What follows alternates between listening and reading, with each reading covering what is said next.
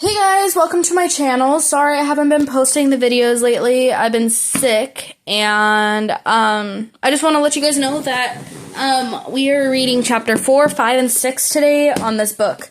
And we're just going to start reading, and I'm just going to read. Alrighty. Chapter 4. Frankie and her dad had been working in the lab almost non-stop for over a day. Frankie hadn't even stopped to sleep, but she did hook herself up for a full charge late in the night after they'd been working for many hours. By Saturday afternoon, Miss Stein forced Frankie to re-emerge from the basement to have some lunch. Reluctantly, she climbed up the steps, feeling both weary and excited. Have you ever heard about Headmistress Bloodgood about the Monster Exchange Buddy program yet? Her mom asked as Frankie sat down for her lunch. As soon as she started digging in to the grilled cheese her mom had made for her, she realized how hungry she was. Not yet, but I haven't even had time to check in with her, Frankie admitted. Between bites, she's been so wrapped up in her lab work that she had almost forgotten about her conversation with the headmistress. She scarfed down the rest of her sandwich, plus an apple and a chocolate chip cookie. Then logged on and checked her email. Yes, there it was. Mom, I'm in. She scanned the email, learning that she was to report to the headmistress's office first thing Monday to meet her new buddy. Miss Stein hustled over and read the email over Frankie's shoulder. It's Dawn Dancer. What an interesting name. Frankie buzzed with excitement. She sounds voltacious. Miss Stein laughed. You don't know anything about her, but if she wants to come to Monster High, she must be voltacious, right? I can't wait to introduce her to everyone and show her around. Wouldn't it be exciting if she were interested in joining the fear leading squad? Of course, if she's not a great dancer, it's not a big deal. I'll teach her everything she needs to know, and she can sit with us at lunch, and maybe we can take her shopping this weekend for some spooktacular new clothes. Don't get ahead of yourself, Miss Stein warned. You're just like your dad, Frankie. You just let your excitement about new things energize you so much you have a hard time winding down. She smiled at her daughter. I'm so happy you volunteered to be part of this thing, though. It's great to see you fitting in so well at Monster High. Frankie smiled back. She really was having a creep-terrific time at Monster High. She loved her classes, and she adored her ghoul friends. Draculaura and Claudine had made her feel like part of the group from her very first day. Freaky flaws and everything, and now she would have the opportunity to pay it forward. She was sure Ice and Dawn Dancer would become one of her closest ghoul friends, too, in no time. With that pawed at Frankie's leg, and she bent down to grab him a scratch. Is it time to get back to the lab, little one? She cooed. I bet you're ready for me to finish that pit, so you two can play, huh? Are you? Of course, Whatsa didn't answer, but Frankie was pretty sure he was as excited as her invention as she was. Who didn't love new friends? Fiends. She grabbed the second cookie off the counter and dashed out of the kitchen, heading back to the lab. Mom, see you for dinner, maybe. Don't drain your batteries too much, her mom called after her. You need to save some of your energy for school on Monday. I won't, Frankie hollered back. She raced down the lab, ready to get back to work. When she got downstairs, she found her dad was busy working on one of his own projects on the far side of the lab. So Frankie picked up just where she'd left off with Zip Hit, and she and her dad worked side by side for the next few hours. Every so often, Mr. Stein would lean over and make a suggestion when it was clear Frankie was stuck. But for the most part, Frankie worked independently. She had gone from stranger to an expert in the lab. She felt like she was made to do this sort of work, and in a way she was. After she had been working for a while, Frankie set up a little bed for Witsat on the floor. so he would feel like he was on the action too. As she worked, Frankie snapped pictures of the progress she was making. She wanted to be able to show her classmates what it took to build her creation when she presented it to the class on Monday. No one would believe how much work it took to build a little critter. Frankie swelled with her pride when final hours after her family's usual dinner time, she was able to announce, "It's alive!" The little critter Frankie had created stretched, yawned, and released a small growl. Watzit jumped out of his bed and stared at the little bees, zapping madly at the new new critter danced and wiggled around in a circle atop the lab table. Frankie leaned down and whispered, "Shh, it's okay, Watzit. This is your new friend. I think you two are going to be beast fiends forever, aren't you? I made her just for you." Zappit growled at Watzit, then Watzit hid behind Frankie's leg. Frankie laughed, picked up the new pet, and snuggled her close against her chest. Zappit squirmed, and Frankie let her down to shimmy across the tabletop again. Frankie couldn't believe she had done it. Her very first invention. It was alive. Mr. Stein clapped and congratulated her. "A job well done. You should be very proud. You're a natural in the lab." "Do you think so?" Frankie asked. But she knew the answer. She was a natural in the lab. She should have joined her father ages ago. She would have to thank her teachers for assigning a fall project. Without it, she might never have realized what a great inventor she was. She couldn't wait to figure out what she might create next. Suddenly, the exhaustion of the last few days caught up to her. Frankie yawned and then collapsed on one of the chairs nearby. "You're fried," her dad said. Frankie yawned again. "You're right. I'm totally drained." She began to clean up her mess, but her dad held out his hand to stop her.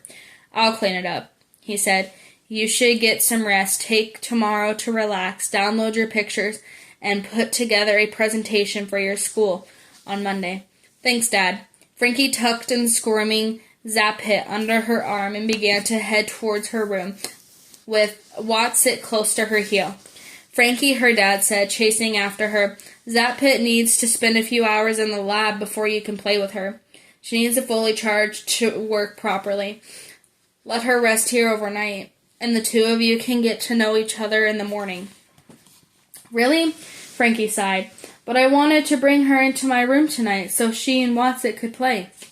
Her dad smiled. "I know it's tempting to play with your new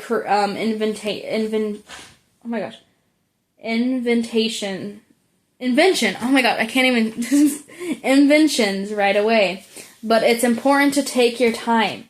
Just like you, she'll need to fully charge to be fully energized. If you let her charge up overnight, her battery will last several days before she needs to jolt the power again.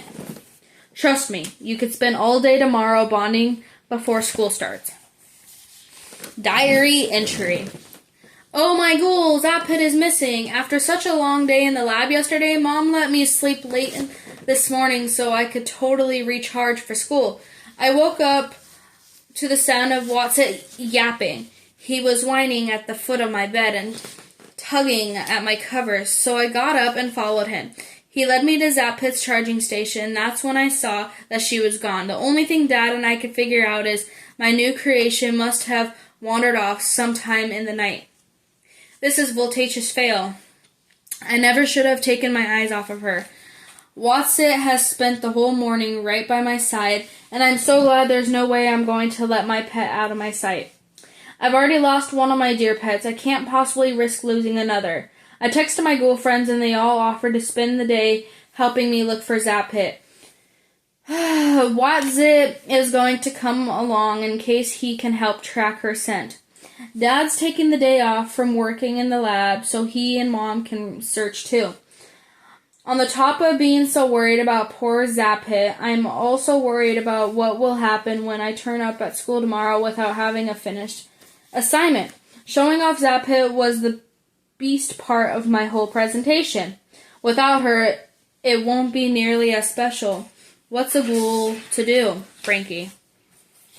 Chapter 5. On Monday morning, Frankie woke up feeling less than spectacular. Though she and her ghoul friends had searched for Zapit all day on Sunday, the last day of her Scaremester break, her sweet little pet was nowhere to be found. She and her parents and ghoul friends had looked everywhere, but it was though a little beast had simply disappeared. They had ran out of ideas where to search, and Frankie was sick with worrying. She spent Sunday night curled up with Watson, who happily gave her the extra helping of cuddles she needed. As Frankie got ready for her first day back to the school, the only thing kept keeping her from short-circuiting in the pool of tears was the fact that she would get to meet her new monster exchange buddy that morning. Even though she had lost her pet and was probably about to fail her assignment, at least she got to make a new girlfriend and be part of making someone else's day go well. That was enough to energize her at least a little bit. Frankie smiled as she remembered the advice Draculaura had given her the previous day. You have to believe in your bolts that Zapit will be okay, Draculaura had told her. And until you find her, you should try to think about something else, something fantastic, like meeting Isel Dawn Dancer and give her the totes amazing welcome to Monster High. Frankie knew Draculaura was right. She had to focus on helping Isel Dawn Dancer have a great first day at Monster High. As she got dressed, Frankie thought about how grateful she was that Draculaura had bought her a new skirt. Having a creepy cool outfit ready meant she didn't have to waste any extra time on choosing something to wear.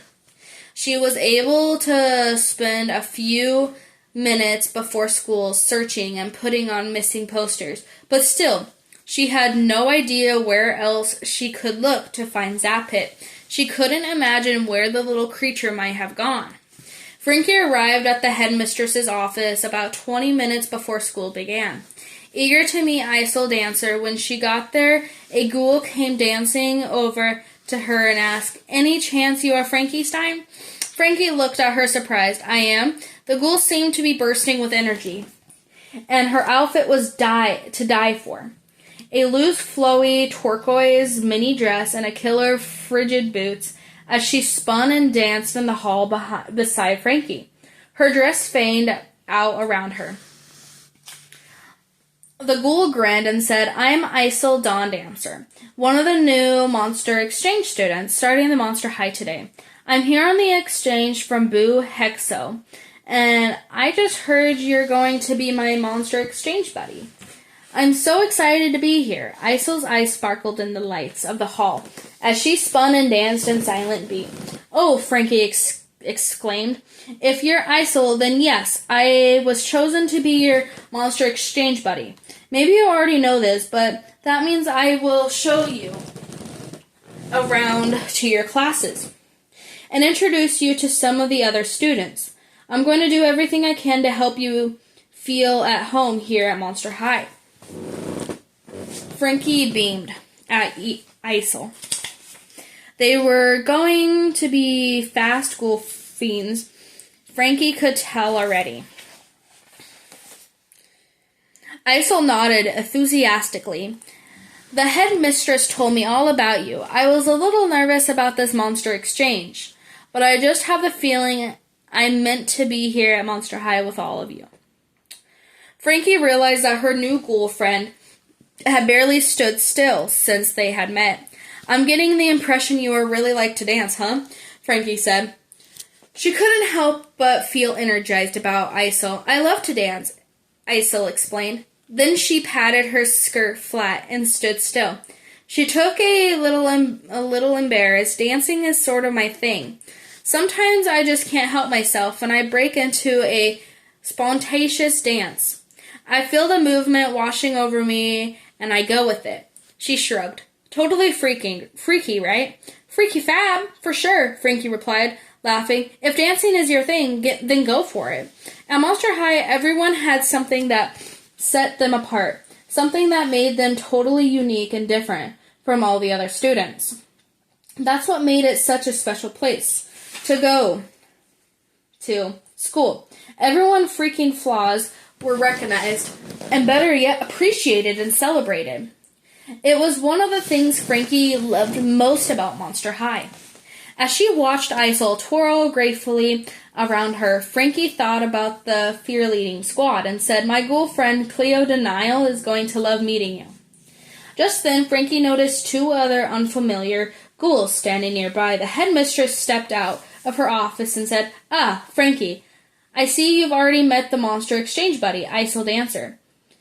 Dawn Dancer. Isol is the daughter of the deer spirit. I hope you're getting to know each other. This is Batsy Claro and Kidrasi Trolson. They're the two other students who will be joining us with the Scaremister." Castries Trolson, the daughter of the troll, looked up from her handheld video game and briefly made eye contact with Frankie. Frankie said a quick hello and complimented the new ghoul on her scary, cute, retro-looking skirt. Kirsty reminded Frankie a bit of her ghoul friend, Ghoulia Yelps. Ghoulia always had her nose in a book or game, just like Kirsty did at the moment. Kirsty is from Gorway, Headmistress Bloodgood continued. Her parents are off on an expedition, so she'll be spending the Scaremester with us at Monster High. The headmistress looked up and smiled as Ghoulia slowly slumped towards them in the hall. "Ah, here's your monster exchange buddy now, Kirstia. Ghoulia, I believe you and Kirstiel have met already, and I will continue to get along very well." Frankie smiled at herself at the perfect match that the headmistress added. "Thank you for agreeing to keep Kirstia company for her first week at Monster High, Ghoulia." Ghoulia lifted her nose out of her book, pushed her red cat eyes glassed up in her nose, and blinked. Ghoulia and Kirstia nodded hello to each other, then quietly made their way down the hall, side by side, each lost in their own world. Batsy Claro, the daughter of the white vampire bat, was on the other hand, quiet chatting. "Hi," she said to Frankie. "I'm visiting Costa Shrika, from Costa Shrika. Have you ever been to the jungle?" "No," Frankie said, her eyes wide. "I would love to see you sometime, though." Frankie took it in Batsy's voluptuous outfit. It was bright and cheerful, all vibrant pinks and greens, like the vase of the fresh-cut flowers. When Frankie complimented Batsy's outfit and told her what it reminded her of, Batsy looked alarmed. "Oh, one should never cut flowers from the soil simply to put them in a vase, where their only purpose would be to wilt and die. Flora is meant to be worshipped in a natural habitat." "I guess I never thought about it that way," Frankie said with a small shrug. She felt a little awkward until Batsy smiled at her, and then Frankie realized that Batsy hasn't been scolding her, just sharing her opinion. Before the ghouls could talk more, Headmistress Bloodgood continued her introduction. "Batsy and I met when she took me to some other Monster High teachers on the tour around the jungle last summer," she explained to Frankie. "I learned quite a lot about the exotic animals and the beautiful of Costa Rican jungle. Batsy has a true appreciation for her natural world around her. She's a real outdoor lover. Maybe sometime you could show me around to Costa Rica," Frankie asked. "I'd love to see the jungle and learn more about it." Batsy nodded enthusiastically, and her grin widened. "It would be an honor. The headmistress nodded and then gestured down the hallway. "Ah, and here comes Venus, McFlytrap. Batsy, I think Venus will make an excellent monster exchange buddy for you. Let me introduce you to each other." Batsy waved goodbye, and she and the headmistress walked away, leaving Frankie and Isel alone again. Frankie realized that the headmistress had worked really hard to pair up the new ghouls with buddies who already have a perfect fit. She also thought Frankie and Isel would make a perfect pair of ghoul friends. Frankie felt even more sure that they were destined to be beasties. She wondered briefly how Isel would fit in with Claudine and Draculaura. Would they feel an instant connection to a new ghoul too? She was sure they could all work it out. "So have you met anyone else at Monster High yet?" Frankie asked Isel, and they set off in the search of Isel's locker. "Just one ghoul friend," Isel said. Her face lightened up. "Her name is Twyla. We met for a fleeting moment under the light of the golden moon. Back home before I left, Twyla is the part of the reason I'm here, actually." Frankie knew Twyla too. She was a very sweet ghoul who was also a bit shy. "Well, we'll have to find Twyla later so you two can get caught up." As Frankie helped Isel unload her things into her locker, Isel said, "I'm so glad I have you helping me out this week. It was really hard for me to leave my family and all the animals surrounded our home. The birds of the air and the beasts of the fields are all my friends back at the Boo Hexo. I miss the forest creatures so much already, it's going to be difficult being away from them. And my family for so many months." Frankie couldn't imagine what it would be like to be away from home for so long. She felt even more determined to make sure Isel felt totally at home at Monster High. She smiled at her new ghoul friend and placed a hand on her shoulder. "All of us at Monster High will feel like family as soon as enough. Just wait and see." Isel smiled back, and Frankie hoped that she had made her feel at least a little bit better. "Do you have a big family in Boo Hexo?" she asked. "Yes, and we are all very close." "I would love to have a large family," Frankie said wistfully. "At least I think I would. Claudine Wolf, she's one of my best school friends, and you'll meet her soon. As a huge family, and she's always telling me it's not always as great as it seems. But I think it would be amazing to have a pack like Claudine's. Always someone to hang out with, all that energy surrounding you, day after day." Before Isel could say anything more, Cleo Denio came around the corner. "Are you ready for the project presentation, Frankie?" Cleo asked with a friendly smile. Frankie cringed. For just a few minutes, she had forgotten about her doomed project presentation and her missing pet. She checked the time and realized she and Isel had to hustle if they were going to make it to class on time. She didn't want Isel to be late for her first day. "As ready as I can be," she said with a worried smile. Then she introduced Isel to Cleo. Cleo stepped forward with a huge smile and said, "Well, hello there." As she brushed her shimmering hair off her shoulder, "I'm sure I need no introduction. Cleo was the daughter of the Egyptian royalty and the captain of a fear-leading squad and one of the most popular ghouls at Monster High. It wasn't unusual for her to assume someone new to Monster High already knew who she was. But Isel didn't seem to mind. She smiled warmly at Cleo and introduced herself. A moment later, Cleo spotted her sweetie Deuce Gorgon and said, "Gotta go. I'm sure I'll see you around."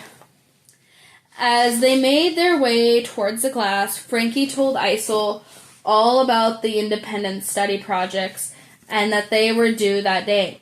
"I'm really nervous about standing up there to give my presentation," Frankie admitted, leading Isel to sit in the middle of the classroom. "Presentations make me nervous too," Isel said, sympathetically, with a bright light shining around my eyes.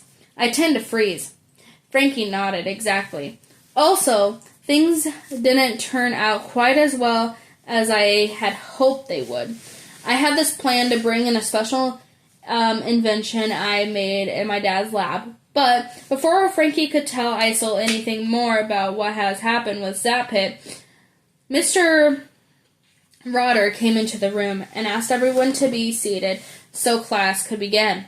Frankie was sorry she couldn't tell Isel the rest of the story.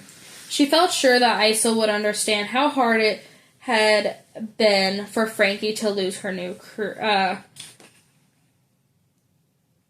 creature, especially since Isel had told her about her close relationship with the animals that lived near her home in Boo Hexo. "I'm sure you'll be fantastic," Isel whispered, giving Frankie a reassuring smile. But Frankie wasn't so sure. She had pictures of her time in the lab to share, but that was it. After all the hard work, she didn't have much to show for it. Would anyone believe that her project had been a success? Her dear sweet Zapit was gone, and Frankie's project was incomplete. She'd hoped to demonstrate how her little pet could spin and dance around the table and let everyone hear her adorable little roar. Oh well, Frankie thought. She took a deep breath and tried to calm herself. "We have a lot of project presentations to look forward to today," Mr. Rotter said. "So we had the best to get started. I trust you all have a productive Scaremaster break, and that I will be impressed with your work you've done." There was a murmur of agreement from all the students in the class. The presentations began, and the students after student was called up to share their work. Frankie grew more and more nervous. Then near the end of the class, she heard her name. "Frankie Stein, are you ready to share your project with the class?" All right, diary entry. Well, that wasn't as bad as I thought it would be. It was so hard to stand up front of everyone and talk about Zapit. It made me miss her even more. But people seemed really impressed with my project, and everyone asked really good questions about how things work in Dad's lab. I feel like my classmates learned a lot about my family during my presentation. And I learned a lot about myself while finishing it. Who would ever have guessed I have built the work in my lab? I am really proud of the work I've done, and it feels voltacious, and I know that Dad is proud too. Now, I just wish I knew Zapit was okay. Until I know she's safe at home again, I'm going to be mysterious worried. Frankie. Chapter 6. Frankie, I have something important to tell you. Isel danced up to Frankie after class and pulled her aside. "What's wrong?" Frankie asked. "Last night, when I took an evening walk at the forest, I came across a beautiful clearing as I was dancing in the glow of the moonlight. A small creature emerged from the darkness to join me.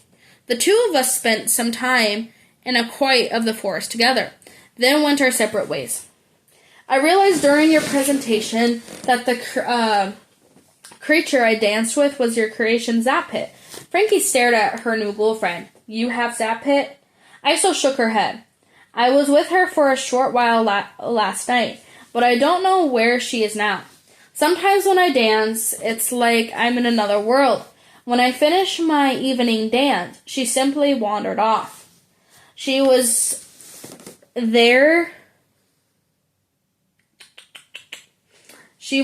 beside me one moment and gone the next.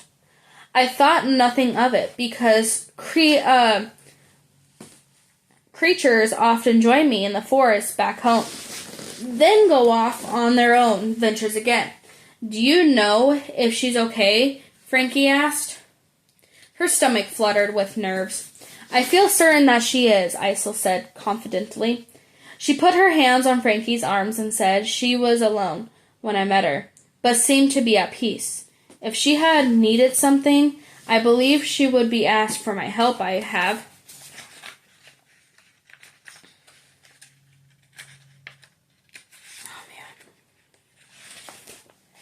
a way with animals, and they are often drawn to me.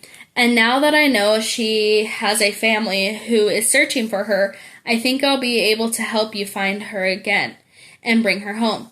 "Oh, could you?" Frankie exclaimed. She was so lucky to have a perfect new ghoul friend. Who could help her find Zapit? Someone who had seen her. Isol could show them where she'd been seen for her, and that would be narrow the search. Of course I will help you, Isol promised. We can go out together right after school. Working together, we're sure to find her. Frankie wrapped her arms through Isol's. Thank you so much, Isol. Isol laughed as she danced down the hall beside Frankie. Don't thank me yet. We haven't brought her home, but we will. And Frankie, you need to remember that animals are very resourceful, and even creatures that were created in a lab. She smiled reassuringly.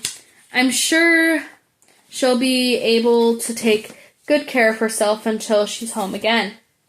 And we will get her home. I know it. Frankie released a big sigh. Having you around right now is making me feel so much better.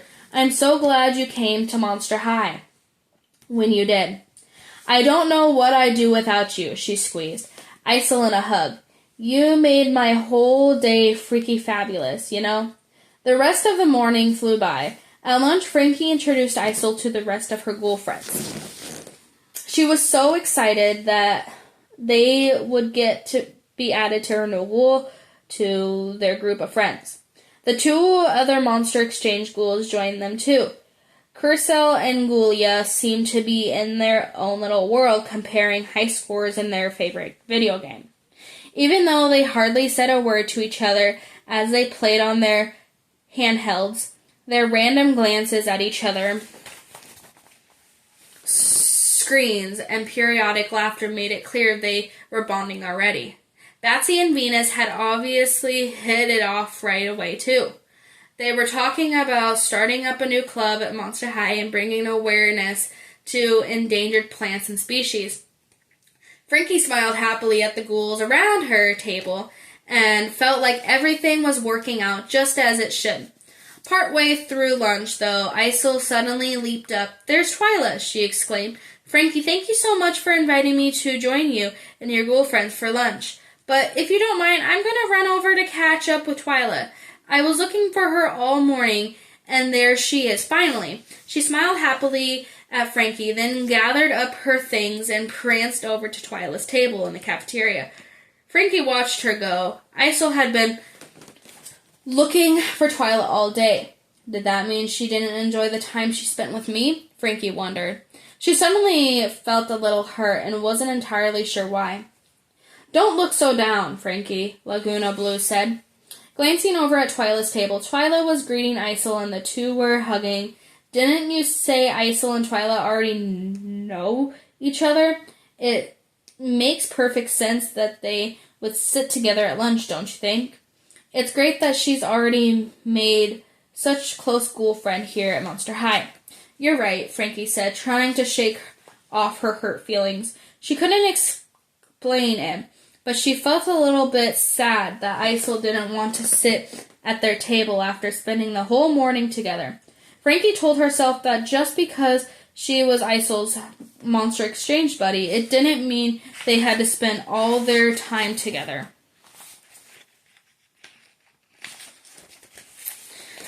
Even Bee's friends spent time apart sometimes. She smiled at Laguna. Of course she would want to get caught up with Twyla. I know they haven't seen each other for a while.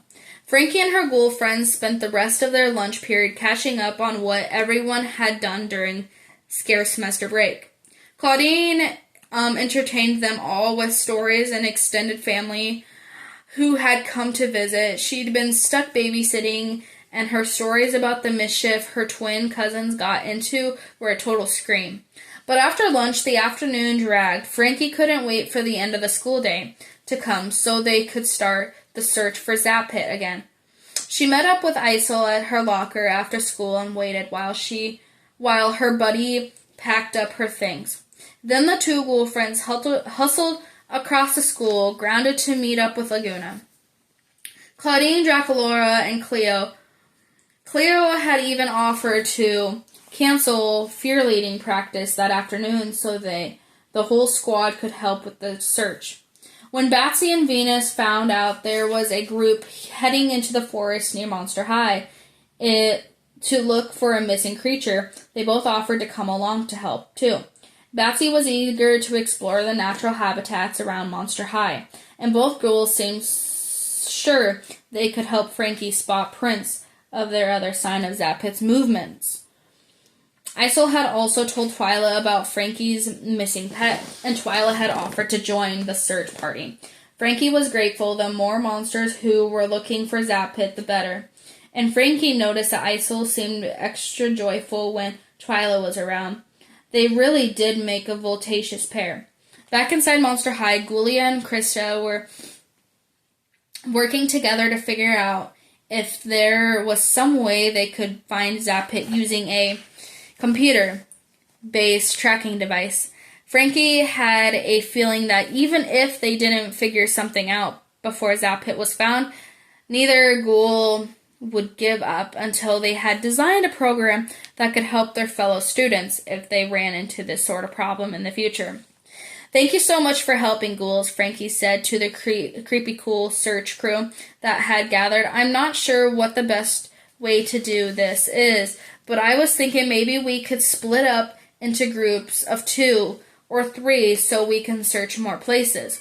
She looked to her ghoul friends for ideas. "It might actually be a good idea to start our search as a group. Stick together as a pack," Isol suggested. "Every one of us had unique talents. If we use our strengths together and focus our search in the area where I saw her last night, we might have a better chance of finding Zapit more quickly." "That's a good idea, Isol," Frankie agreed, once again grateful to have her new ghoul friend there helping. "Why don't you lead the way, since you're the one who saw her last?" The group set off quickly. Away from the gates, the Monster High, Isol danced along and led, guiding them all through the park and into the wood near school. "This is where I went walking last night," she said. "The clearing where I was dancing, then I encountered Zapit. It was up ahead, just through the woods, the short way. These shoes don't do woods, Isol might be comfortable hoofing it through sticks and leaves, but I definitely am not," Cleo muttered. Then she glanced at Frankie, who looked so worried about her missing creature, and released a deep sigh. She blew a kiss to her shoes. "Farewell, my golden lovelies. Into the wood we go, for Frankie." As they made their way through the tree, the pack of ghoul friends feigned out of their shouted, "Zapit, Zapit, where are you?" At one point, Frankie thought she saw something moving in the tree high above her. She unstitched her arm and sent it stumbling up to the tree for a closer look. But it came back empty-handed, so Frankie realized she was probably just imagining things. Claudine raced after something small that darted into the thick grove of trees, but she too found nothing. Venus and Batsy rooted carefully under low hanging branches and plants. But the only thing they found were a few interesting animal tracks and a small empty den that some creature had recently used for a bed. Before long, the group emerged on the other side of the woods. Cleo dusted herself off. Besides, Claudine picked up a few thorns out of her thick hair. "I'm so sorry, Frankie," Isol said.